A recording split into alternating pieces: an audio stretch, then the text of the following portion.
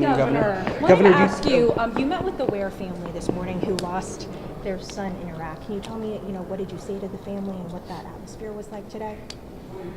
Well,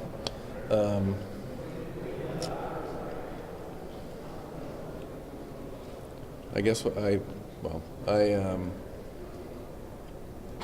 asked them to talk to me about him, both, and it wasn't just his mom and dad. His brothers were there, and there was an extended family. And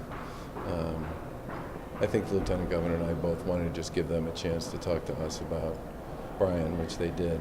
And it was a very sad, very solemn occasion for us, and obviously for them. And the only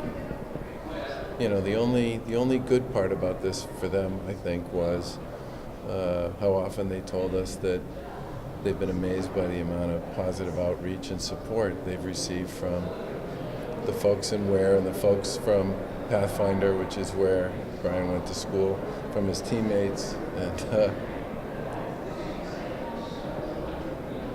it's just sad. What did they say about Brian for people, in that area who don't know him? Well, Brian was, first of all, either a 3 or a 4 sport athlete. I'm not sure which. But whatever they were, he played them all. And he loved Pathfinder. He loved his classmates. He loved being part of that community.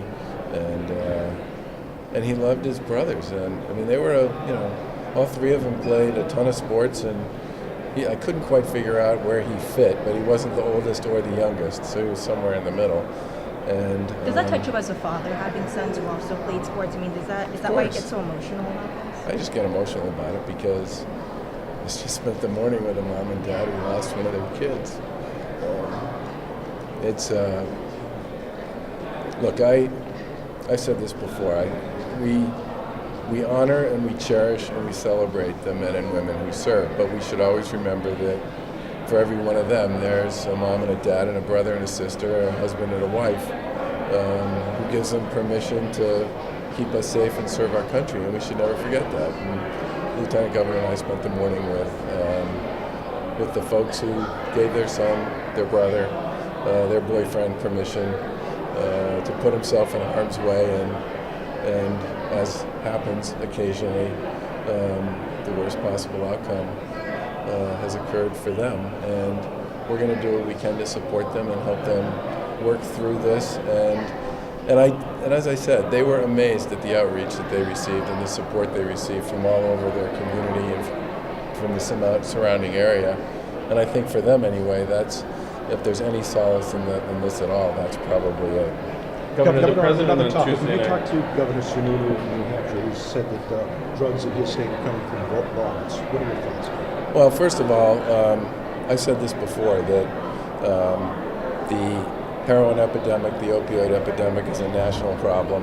It's a problem here in Massachusetts, it's a problem in New England, it's a problem everywhere. And that's driven by a lot of things, but I believe that the root cause of most of that was driven by the casual attitude that the medical community put toward writing prescriptions for opioids that they didn't fully appreciate or understand. You can't create a nationwide crisis unless you're writing 240 million scripts a year and distributing 80% of the world's opioids, when we here in the United States only represent 5% of the world's population.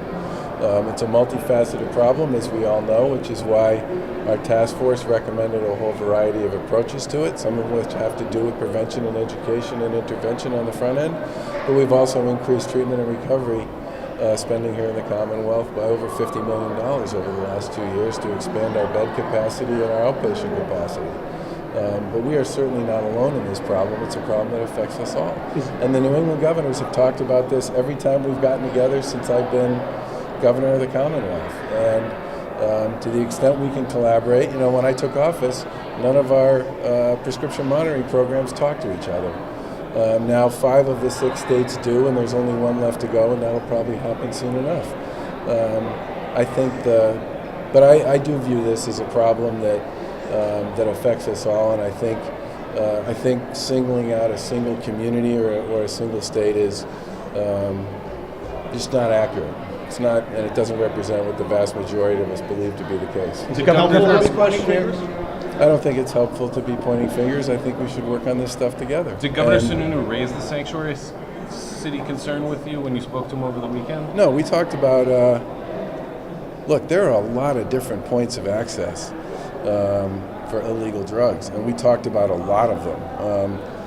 Governor LePage talked about the fact that the Gulf of Maine is a very big place, and there are ships that come up the coastline, big ones, and they stop and hit smaller boats that then take the product that's delivered by the larger ships into the literally miles and miles of coastline along the Gulf of Maine. And one of the things Governor LePage talked about is the work that they've been doing with the Coast Guard to intercept that stuff. And Governor Malloy talked about, the highway that comes up from New York City. And Governor Scott talked about the route that comes up through the Pioneer Valley. And we talked about 95. And I mean, my point here is that there are a lot of different paths that illegal drugs travel all over this country and up the eastern seaboard, and a lot of different directions they come from. And we all said we need to work together as a community to deal with this. Governor, you said on the radio. You said on the radio that you heard about the pay raise bill in 2016 and that you would veto it.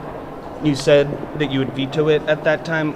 When did you hear about the pay raise bill, and who did you tell that you would veto before? I have absolutely no idea what you're talking about. On WGBH radio. I really don't know what you're talking about. I'm sure. Talk to somebody on my staff, which you haven't. I have. And find out. Well, get us the audio, and I'll be happy to respond to it. I have no idea what you're talking Governor, the about. president on Tuesday night talked about a national call for paid family leave.